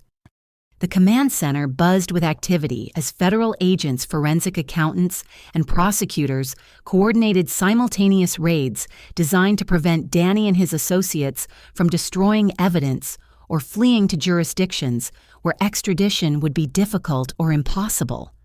Large monitors displayed maps showing the locations of various targets and real-time updates from surveillance teams positioned throughout the Chicago area. But as the morning progressed, it became clear that Danny had anticipated law enforcement action and implemented escape plans that demonstrated sophisticated criminal planning. Federal agents arrived at his apartment to find it completely empty, except for a handwritten note that had been deliberately left where investigators would find it immediately. The note was addressed to me, specifically indicating that Danny had discovered my cooperation with federal authorities, despite all our precautions to maintain secrecy. His message contained explicit threats against both me and our parents, along with demands that revealed his desperation and complete lack of remorse for the crimes he had committed. "Catherine, I know you have been working with federal agents to build a case against me. You have chosen to betray your own family for people who will discard you as soon as this investigation concludes. Your cooperation will not save our father from prosecution or protect the firm from complete destruction." The note continued with detailed threats that demonstrated Danny's awareness of my daily routines and living situation. He had been monitoring my activities while I thought I was secretly gathering evidence about his criminal behavior. The realization that he had been watching me for weeks was both terrifying and infuriating. More disturbing were his threats against our parents, who remained completely unaware of the federal investigation or the extent of Danny's criminal activities. He claimed that he would ensure William faced prosecution for money laundering unless I helped facilitate his escape from federal custody. "I have evidence that will make Dad appear to be the mastermind behind the entire money laundering operation," the note continued. "Financial records and forged documents will convince prosecutors that he directed my activities while pretending to be an innocent victim of my crimes." Sarah and her colleagues took these threats seriously, immediately implementing protective measures for both me and my parents, while federal agents expanded their search to include locations where Danny might be hiding. The investigation had evolved from a complex white-collar crime case into an urgent manhunt with potential violence against witnesses and family members. The forensic accounting team reported that Danny had liquidated client accounts containing nearly $200,000 during his final weeks in Chicago. Multiple elderly clients would soon discover that their life savings and legal settlements had been stolen by someone they trusted with their most important financial matters. One particularly heartbreaking case involved an elderly woman named Dorothy Stevens, whose divorce settlement of $85,000 represented her only financial resources after a 40-year marriage ended. Danny had forged her signature just 3 days earlier, stealing money she needed for housing and medical care during her final years. Federal agents also discovered that Danny had been systematically destroying evidence of his criminal activities, including computer files that contained records of money laundering transactions and correspondence with his criminal associates. His preparation for flight had included careful attention to eliminating traces of his involvement in organized crime operations. The search expanded to include airports, train stations, and border crossings where Danny might attempt to leave the United States. Federal agents coordinated with international law enforcement agencies to monitor flights to countries that had limited extradition agreements with the United States. But the most urgent concern was the possibility that Danny would attempt to harm family members or witnesses before federal agents could locate and arrest him. His note indicated knowledge of my cooperation and suggested willingness to use violence against people he viewed as threats to his escape plans. Sarah arranged for federal protection while agents continued their search, but she warned me that Danny's criminal associates included individuals with extensive experience in evading law enforcement surveillance. The gambling operations that had initially ensnared him were controlled by organized crime figures who maintained sophisticated networks designed to help valuable assets disappear when legal pressure became too intense.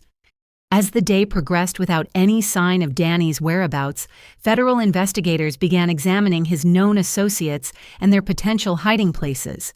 The surveillance had identified safe houses and meeting locations used by his criminal network, but searches of these sites revealed that multiple individuals connected to the money laundering operation had also disappeared.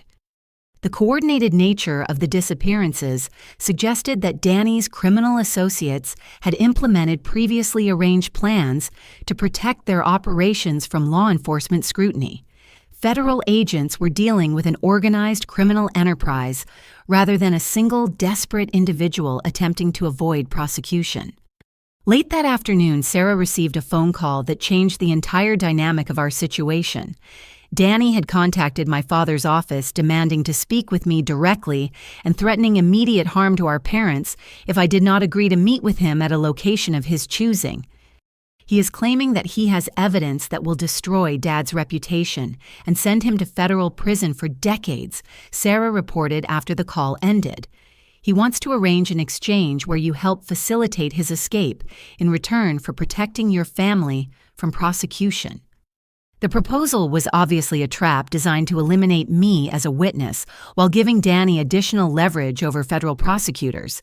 But it also represented our best opportunity to locate him before he could successfully flee the country or carry out his threats against innocent family members. Federal agents proposed using me as bait in a carefully controlled operation designed to draw Danny into a situation where he could be arrested safely. The plan involved considerable personal risk, but it offered the only realistic chance of ending the crisis before additional people were victimized by his criminal desperation. As we prepared for what would likely be the final confrontation with my brother, I reflected on how completely his choices had corrupted everything our family represented. The Sullivan name had once stood for integrity and professional excellence, but Danny's crimes had transformed our legacy into a cautionary tale about greed and moral corruption. Danny chose Northside Park for our meeting, a location that held significant childhood memories for both of us. The irony was not lost on me that he had selected the place where we had played together as innocent children for what would likely be our final confrontation as adults whose choices had led them down completely different moral paths. The park was largely deserted on a cold Wednesday afternoon in late November. Bare trees and brown grass created a desolate landscape that matched the emotional weight of the situation I was walking into.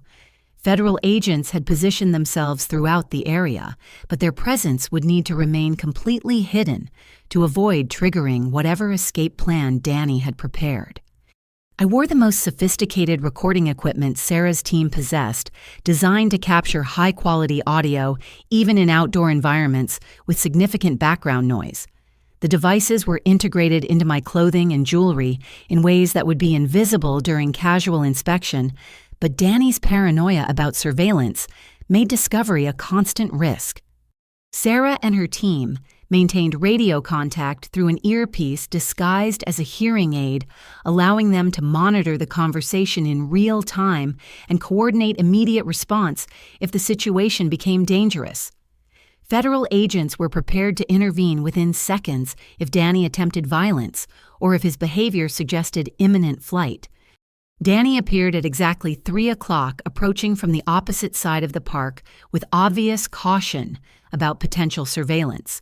He wore dark clothing and sunglasses despite the overcast weather, and his body language communicated extreme nervousness about being observed or followed. He had lost significant weight since our last meeting, and his appearance suggested someone under enormous stress from both criminal pressure and substance abuse. The confident smugness that had characterized his earlier interactions with our family had been replaced by desperation and paranoia that made him genuinely dangerous.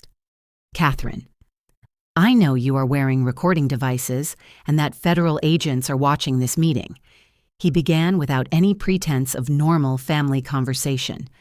I need you to understand that I have prepared evidence that will destroy Dad's life if you do not help me get out of this situation.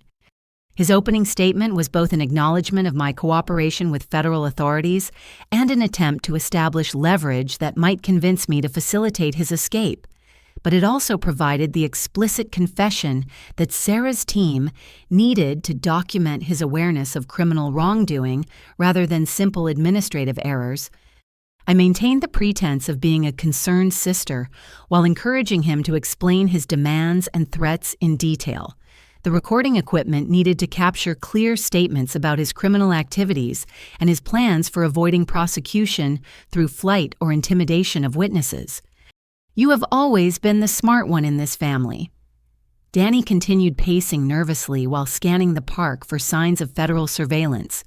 But you do not understand how deep this goes or how many people will be destroyed when the federal prosecution begins. I can protect Dad, but only if you help me disappear before they arrest me. His proposed deal involved me providing false testimony that would portray him as a victim of organized crime coercion rather than a willing participant in money laundering operations. In exchange, he claimed he would surrender documents that would exonerate our father from any criminal liability for unwittingly facilitating financial crimes. But as the conversation continued, Danny revealed the true extent of his preparation for this confrontation. He'd spent weeks creating forged documents that portrayed me as the mastermind behind the entire criminal operation, with himself as merely someone following my instructions under threat of family financial ruin. I have bank records showing that you authorized all the major transactions and correspondence that makes it look like you were directing my activities from the beginning. He explained with obvious satisfaction at his own deviousness. Federal prosecutors will believe that you manipulated a desperate younger brother into helping you steal client money to fund your own gambling addiction. The sophisticated nature of his frame-up attempt revealed criminal planning that extended far beyond the gambling debts that had initially motivated his theft from client accounts. Danny had been preparing for this confrontation for months, crafting evidence designed to shift blame onto me while positioning himself as a victim of family manipulation. More disturbing was his revelation that he had been gathering personal information about my cooperation with federal authorities, apparently through criminal associates who had access to law enforcement intelligence. His knowledge of details about the federal investigation suggested corruption within agencies that were supposed to be investigating his crimes. Your federal friends are not as trustworthy as you believe, Danny said with a smile that was genuinely chilling. I know exactly what evidence they have collected and how they plan to use your testimony. But I also know things about their investigation that would surprise you if you understood who was really providing them with information. His comments suggested that criminal organizations had infiltrated federal law enforcement agencies investigating organized gambling and money laundering operations. The possibility that Sarah Martinez or her colleagues were compromised added another layer of danger to an already volatile situation. But Danny's most devastating threat concerned our parents, who remained completely unaware of either his criminal activities or my cooperation with federal authorities. He claimed to have prepared evidence that would ensure William faced serious federal charges regardless of his actual knowledge of money laundering operations. Dad will spend his final years in federal prison unless you convince prosecutors that I was acting under your direction, Danny stated with cold determination. I've created a paper trail that makes him look like the leader of the entire operation, with both of us following his orders to steal client money and launder it through organized crime networks. As federal agents monitored our conversation through surveillance equipment, Danny's threats became increasingly specific and violent. He described detailed plans for harming family members if I continued cooperating with law enforcement, and his knowledge of my daily routines suggested he had been stalking me for weeks. But his desperation also led him to reveal crucial information about his criminal associates and their operations throughout the Chicago area. The recording equipment captured names, locations, and financial details that would allow federal prosecutors to expand their investigation into broader organized crime networks. The conversation reached its climax when Danny demanded that I immediately contact Sarah Martinez and arrange for federal agents to allow his safe passage to a private airport where a plane was waiting to transport him to a country without extradition agreements. His ultimatum gave me exactly 1 hour to comply before he would implement threats against our parents and other potential witnesses. You have 60 minutes to prove that family loyalty means more to you than cooperation with federal agents who will abandon you as soon as this case ends, he said, checking his watch with theatrical precision.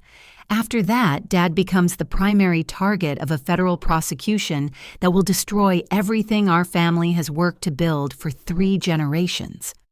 But as Danny prepared to leave the park confident that his threats had given him control over the situation, he made a crucial mistake that would seal his fate. In his eagerness to demonstrate the power he held over our family's future, he admitted to crimes that went far beyond anything federal authorities had suspected. I've been planning this operation for over 2 years, he boasted, apparently believing that intimidation required revealing the full scope of his criminal sophistication. The gambling debts were just the beginning. I identified weaknesses in law firm financial systems and developed relationships with criminal organizations that could help me exploit those vulnerabilities systematically. His confession revealed that Danny's crimes were not the result of desperate attempts to pay gambling debts, but rather a carefully planned criminal enterprise designed to exploit elder law clients and their trust in professional authority. The recording equipment captured admissions that would support federal charges carrying potential life sentences, rather than the shorter prison terms associated with simple embezzlement. As Danny walked away from our confrontation convinced that he had established control over the situation through threats and intimidation, federal agents closed in from multiple directions. His arrest was swift and decisive, ending months of criminal activity that had victimized dozens of innocent people while corrupting the family business that represented 3 generations of honest legal work. But even as federal agents placed him in custody, Danny attempted one final act of violence that demonstrated his complete lack of remorse for the destruction he had caused. His attack on me was prevented only by the immediate intervention of agents who had been monitoring our conversation and were prepared for exactly this type of desperate response. Danny's arrest on federal charges of money laundering, elder abuse, and conspiracy sent shockwaves through Chicago's legal community and our family's personal world.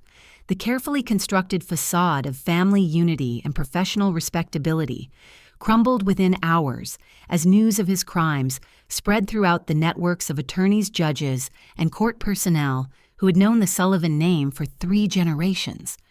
Federal prosecutors filed a comprehensive indictment that detailed 27 separate criminal counts, each carrying potential prison sentences that could result in Danny spending the remainder of his life in federal custody. The charges ranged from simple theft of client funds to sophisticated money laundering operations that had facilitated drug trafficking and other serious criminal enterprises throughout the Midwest region. The evidence I had helped federal authorities gather proved decisive in building an airtight case that left no room for plea negotiations or reduced sentences. Danny's recorded confessions combined with forensic accounting that documented every stolen transaction created a prosecution case that legal experts described as virtually impossible to defend successfully. But the immediate impact on our family was devastating in ways that extended far beyond Danny's criminal liability. Within days of his arrest, 36 former clients of Sullivan and Associates filed civil lawsuits seeking recovery of money that had been stolen from trust accounts and settlement funds. The combined claims exceeded $800,000, far more than the firm's insurance policies could cover. The Illinois Attorney Registration and Disciplinary Commission launched formal proceedings that threatened to suspend Williams' license to practice law, effectively ending his career and closing the firm that had employed 15 attorneys and support staff.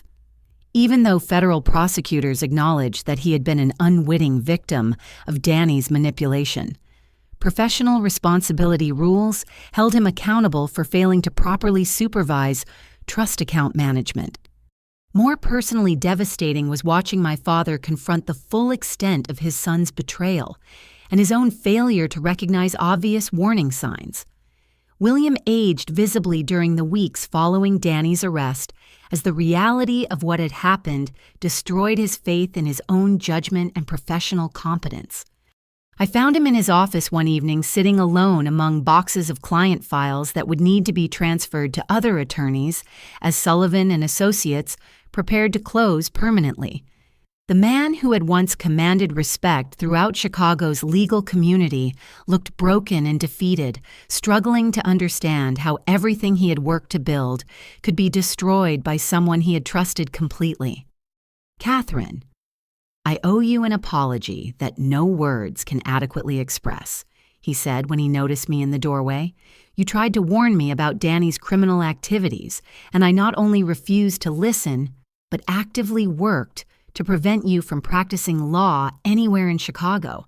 My prejudice and blind loyalty have destroyed everything our family represented." His acknowledgement of the gender bias that had influenced his decisions was both gratifying and heartbreaking. The man who had once told colleagues that I would carry on the family tradition had ultimately rejected me because deep-seated assumptions about women's capabilities had overridden his knowledge of my actual qualifications and character. But even more painful was learning about the specific victims whose trust in the Sullivan family name had been exploited by Danny's criminal greed. Federal investigators shared details about elderly clients whose life savings had been stolen while they believed their money was safely held in trust by attorneys who cared about their welfare. Margaret Chen, the 82-year-old woman whose divorce settlement had been stolen, had been forced to move in with relatives after losing her financial independence. Robert Washington, the workers' compensation recipient, had been unable to afford necessary medical treatments while believing administrative delays were preventing access to his settlement money. Each victim's story represented not just financial loss, but betrayal of the fundamental trust that clients place in their attorneys. These were vulnerable people who had relied on the Sullivan family reputation during some of the most difficult periods of their lives only to discover that their trust had been exploited for personal enrichment by someone who viewed their vulnerability as an opportunity.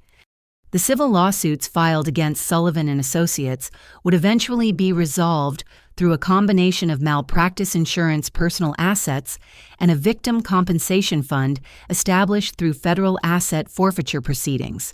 But the financial recovery could never fully restore the security and dignity that Danny's crimes had stolen from people who deserved protection rather than exploitation. The broader impact on Chicago's legal community was equally significant. The scandal prompted regulatory reviews of trust account management procedures at other firms and legislative discussions about enhanced supervision requirements designed to prevent similar crimes. The Sullivan family name, which had once represented professional excellence, became a cautionary tale about the importance of proper oversight and accountability in legal practice. Media coverage of Danny's crimes and federal prosecution created additional challenges for our family's recovery efforts. Television news reports and newspaper articles detailed the money laundering scheme and its impact on elderly victims, ensuring that the Sullivan name would be associated with criminal activity for years to come. But perhaps the most devastating revelation came when federal prosecutors revealed the full scope of Danny's manipulation of our father's trust and professional judgment. Evidence showed that Danny had been systematically exploiting William's declining attention to administrative details while using his position as heir apparent to gain access to sensitive financial information. The recordings I had gathered demonstrated how skillfully Danny had presented criminal money laundering transactions as routine administrative improvements, exploiting his father's busy schedule and natural inclination to delegate operational details to someone he trusted completely. William had unknowingly become an accessory to serious federal crimes while believing he was supporting his son's legitimate efforts to modernize firm operations. As the legal proceedings against Danny moved forward, federal prosecutors offered William immunity from criminal prosecution in exchange for his cooperation in building cases against the organized crime figures who had controlled the money laundering network. His willingness to testify against dangerous criminals required considerable courage, but it also provided his only realistic path toward avoiding federal charges that could result in decades in prison. The immunity agreement also required William to surrender his law license voluntarily and accept permanent disbarment from legal practice. The career that had defined his identity and provided purpose for his life would end in professional disgrace, even though he had been more victim than perpetrator of the crimes that had destroyed his firm. In a gesture that came too late to repair the damage he had caused, but demonstrated genuine remorse for his treatment of me, William approached me with an offer to transfer ownership of Sullivan and Associates entirely into my name. The firm would face immediate closure due to pending litigation and regulatory sanctions, but its assets and client relationships could potentially be salvaged under new management that was not associated with the criminal scandal. Catherine, I know this offer cannot undo the harm I have caused or restore the opportunities I destroyed through my prejudice and poor judgment, he said during our final conversation in the office, where I had once dreamed of practicing law alongside him. But if there is any way for you to rebuild something positive from the wreckage of our family's legacy, you have my complete support and blessing. His offer was generous but impractical given the legal and financial challenges facing the firm. More importantly, I had already begun building a different kind of legal practice that would allow me to help victims of financial crimes rather than simply representing traditional family law matters. The path forward lay not in inheriting the damaged remnants of our family's practice, but in creating something entirely new that reflected my own values and professional goals. The months following Danny's arrest brought vindication that exceeded anything I could have imagined during those dark weeks when I had faced eviction and professional exile. Federal authorities not only publicly acknowledged my crucial role in exposing the money laundering operation, but recommended me for special recognition from the Illinois State Bar Association for my courage in protecting elderly clients from ongoing financial exploitation. Sarah Martinez helped me establish Catherine Sullivan Legal Services, a practice specializing in elder law and financial fraud prevention that attracted clients who had been victimized by similar schemes throughout the Chicago area. My cooperation with federal authorities had given me unique expertise in identifying and combating financial crimes that targeted vulnerable populations, creating a niche practice that served both important social purposes and my own professional goals. The first major case involved representing 12 elderly clients whose retirement savings had been stolen by an estate planning attorney who had used techniques similar to Danny's methods. My testimony about money laundering indicators and trust account manipulation proved crucial in securing criminal convictions and civil judgments that recovered over $600,000 for victims who had thought their money was permanently lost. More significantly, the Federal Bureau of Investigation awarded me a contract to provide training seminars for law enforcement agencies throughout the Midwest region on financial crimes targeting elderly victims. The work involved traveling to police departments, prosecutors' offices, and regulatory agencies to share knowledge I had gained through my undercover investigation of Danny's criminal network. The training programs were deeply satisfying because they allowed me to transform my family's tragedy into a tool for protecting other potential victims. Each seminar reached dozens of law enforcement professionals who would be better equipped to recognize and investigate similar crimes in their own jurisdictions, potentially preventing thousands of elderly people from losing their life savings to criminals who exploited professional trust. My practice grew rapidly as word spread about my expertise in financial fraud cases and my commitment to representing victims rather than perpetrators. Within 6 months, I had hired 2 associate attorneys and 3 support staff members, creating employment opportunities while building a firm that reflected my own values about professional responsibility and client advocacy. The irony was not lost on me that my new practice was becoming more successful than Sullivan & Associates had been at its peak.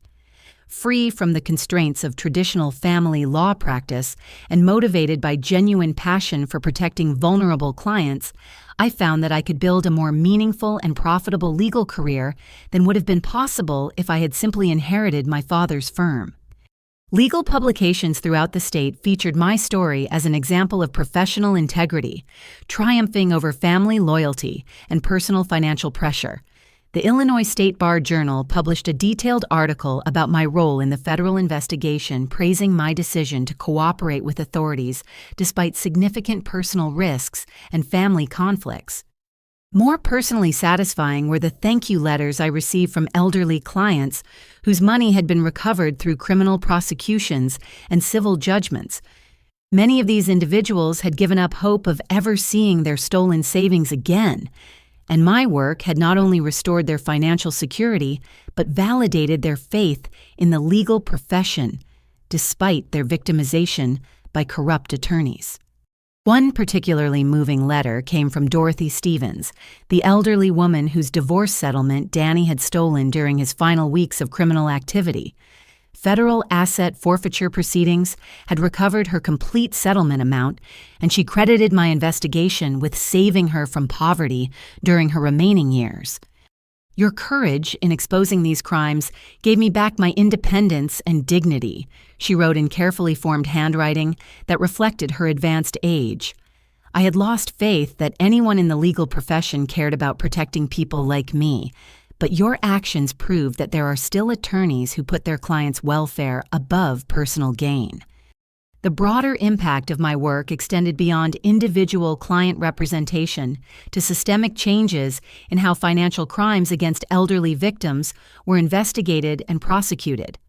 My recommendations influenced new regulatory requirements for trust account management and continuing education programs that helped attorneys recognize signs of financial exploitation in their own practices.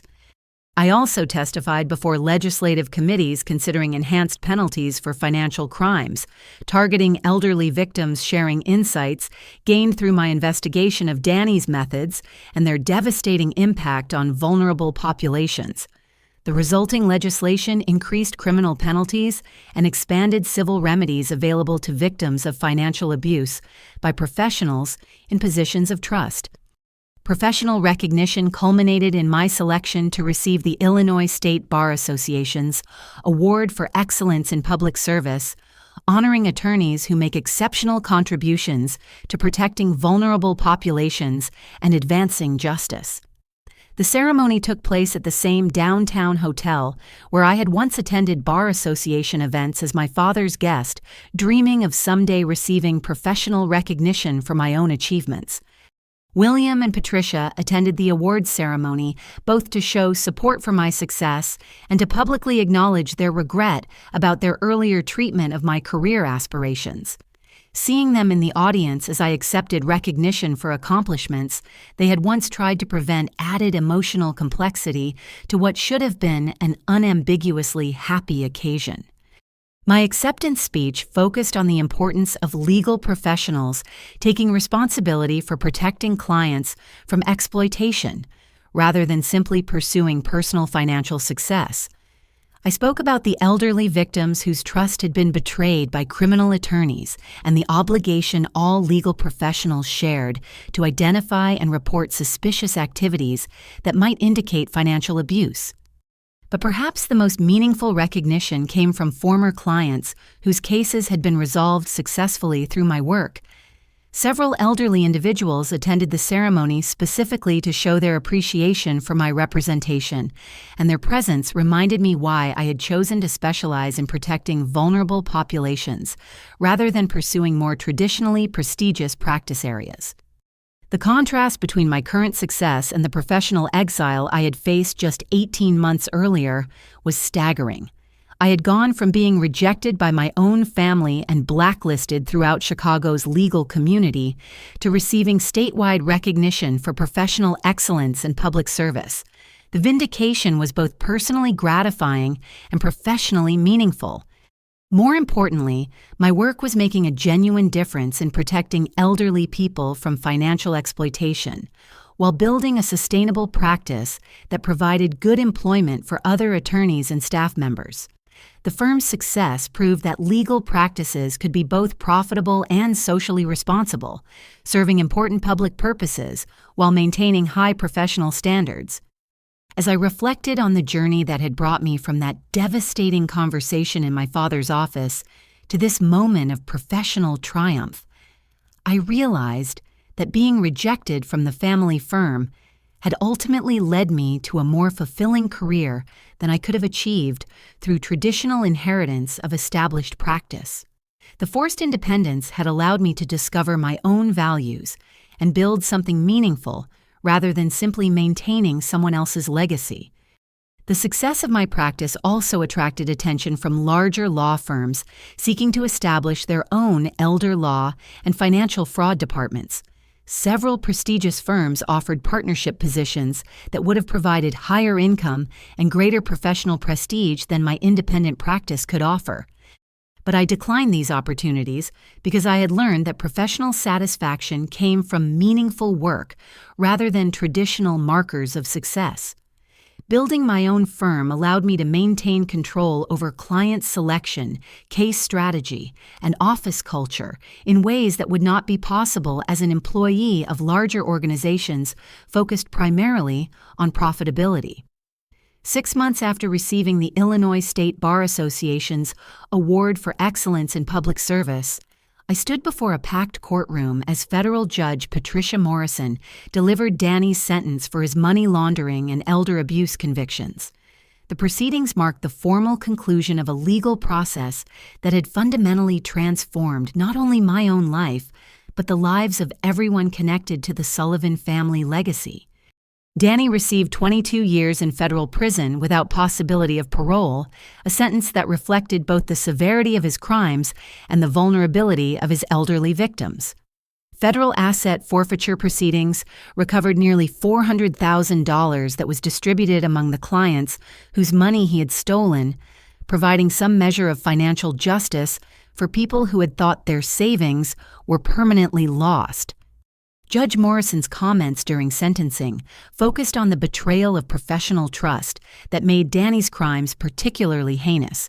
She noted that attorneys occupy positions of special responsibility in society, and that exploiting that trust for personal gain undermines the entire legal system's credibility with vulnerable populations who depend on professional integrity. The defendant systematically exploited elderly clients who trusted him with their most important financial matters during vulnerable periods of their lives, Judge Morrison stated as Danny stood to receive his sentence. His crimes represent not just theft, but a profound violation of the professional obligations that make legal practice possible in a civilized society. William and Patricia attended the sentencing, both to show respect for Danny's victims and to demonstrate their support for the justice that had finally been achieved. Seeing them in the courtroom gallery, aged by stress and grief, but determined to witness accountability for crimes they had failed to prevent added emotional weight to what was already a profoundly moving experience.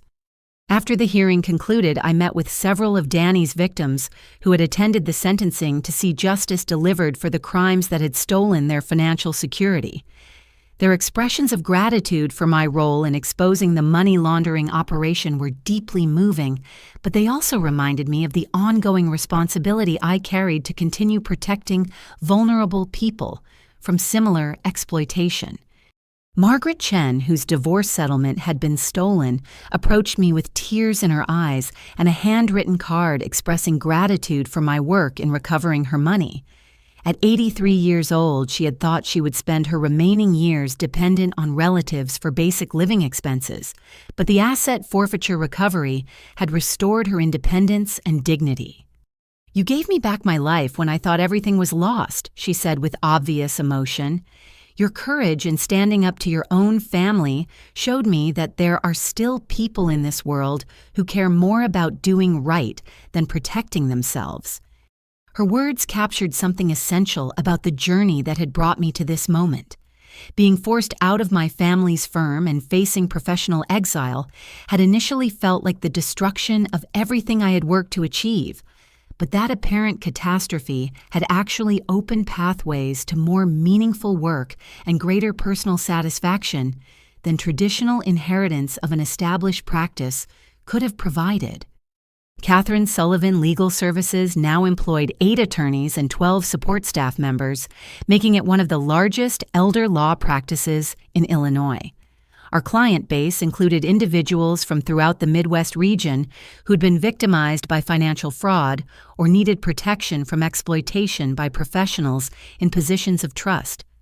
The practice had also expanded into consulting work with regulatory agencies and law enforcement organizations, seeking to improve their responses to financial crimes targeting elderly populations. My expertise in investigating money laundering operations had become a valuable resource for prosecutors throughout the region, building cases against corrupt attorneys and other professionals who exploited vulnerable clients. More personally rewarding was the mentoring program I had established to help other attorneys develop expertise in elder law and financial fraud prevention. Young lawyers who shared my commitment to protecting vulnerable populations could gain specialized training while contributing to important social purposes that extended beyond simple profit generation. The program had already trained 15 attorneys who went on to establish their own elder law practices or join firms specializing in financial abuse cases. Each new practitioner multiplied the impact of my work by bringing additional expertise and advocacy to communities where elderly people needed protection from financial exploitation. My success had also attracted national attention from organizations dedicated to combating financial abuse of elderly populations. The National Center on Elder Abuse invited me to serve on their advisory board, helping develop best practices for identifying and prosecuting financial crimes targeting vulnerable seniors. This work involved traveling throughout the United States to speak at conferences, train law enforcement personnel, and consult with attorneys' general offices developing new approaches to financial abuse prosecution. The national platform allowed me to influence policy and practice in ways that multiplied the protective impact of my individual casework. But perhaps the most meaningful recognition came from within my own family as William and Patricia came to understand how completely their gender bias and blind loyalty to Danny had corrupted their judgment about their children's character and capabilities. Their acknowledgement of these mistakes was both personally healing and professionally validating. During a family dinner at my new home in Lincoln Park, William raised his wine glass in a toast that summarized the journey we had all traveled from family dysfunction to professional redemption. His words reflected genuine understanding of how his prejudice had nearly prevented me from discovering my true potential. To Catherine, whose courage and integrity saved our family from complete disgrace, while building something more meaningful than anything we could have left her through inheritance. Your success proves that the greatest gift we can give our children is the opportunity to discover their own path rather than simply following ours. The toast was emotional for all of us because it acknowledged not just my professional success, but the personal growth that had made that success possible.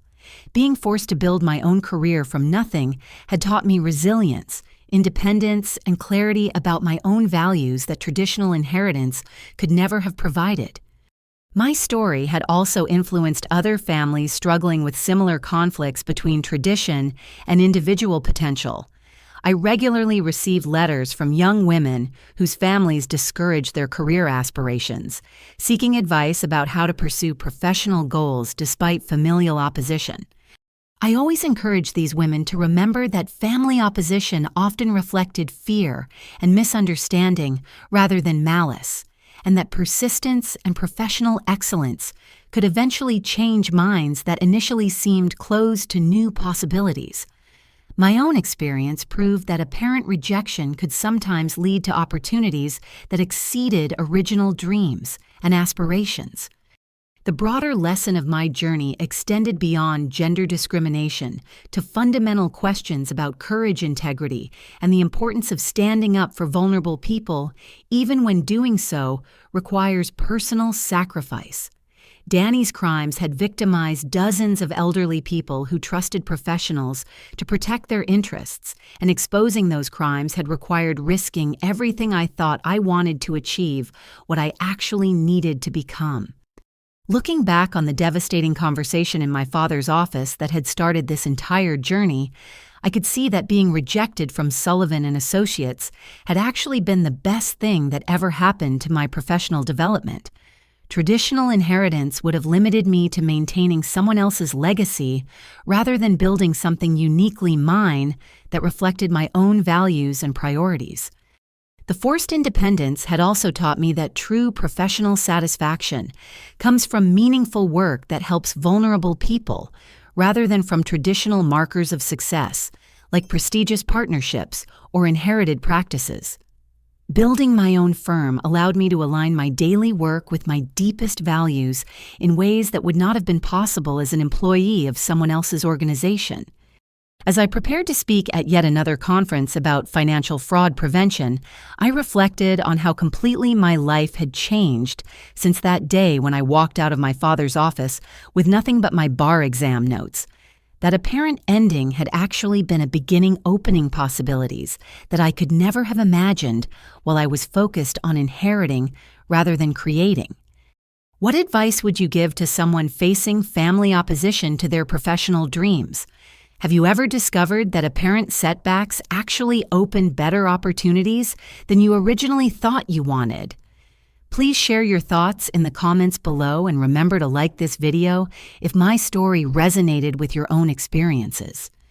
I want to thank everyone who listened to my story and encourage you to subscribe for more content about overcoming professional challenges and building meaningful careers despite family conflicts.